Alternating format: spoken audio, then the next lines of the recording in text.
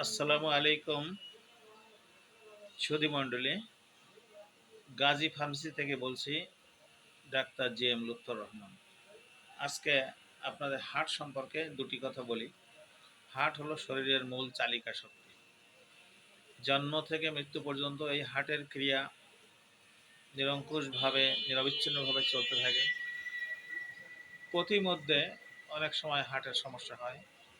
এটা জন্মগত কিছু হতে পারে, খাদ্যাভ্যাস থেকে হতে পারে, জীবনের বিভিন্ন রকম ব্যাড প্র্যাকটিস থেকেও হতে পারে।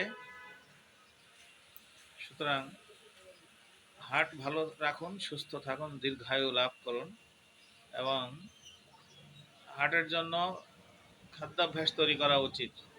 সবজি খেতে হবে, ওমেগা 3 ফ্যাটি অ্যাসিড সমৃদ্ধ মাছ খেতে হবে এবং মাংস খেতে হবে পরিমিত, ফল বেশি খেতে হবে, বিটরুট খাবেন। এত সংক্রান্ত সত্ত্বেও, এত কিছু সত্ত্বেও যদি হার্টের সমস্যা হয় তখন মেডিসিন গ্রহণ করতে হয়। সব শাস্ত্রেই মেডিসিন আছে, অ্যালোপ্যাথি, আয়ুর্বেদ, হোমিও, সব শাস্ত্রেই।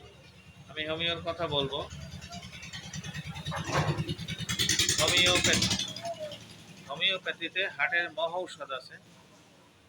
ওষুধটির নাম হলো টার্মিনালিয়া অর্জুনা। এই ওষুধ পরিমিত গ্রহণ করবেন, একটু বেশি দিন গ্রহণ করবেন। আপনার হার্টের ওপেন হার্ট সার্জারি লাগবে না, আপনার হার্টে ব্লক হবে না।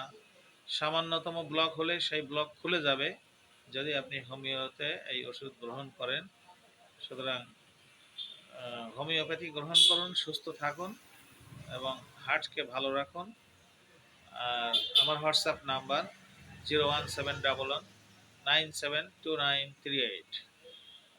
আমার চ্যানেলটি অনুগ্রহ করে সাবস্ক্রাইব করবেন, লাইক, কমেন্ট, শেয়ার করবেন এবং হোমিওপ্যাথি গ্রহণ করুন। ভালো থাকুন। ধন্যবাদ।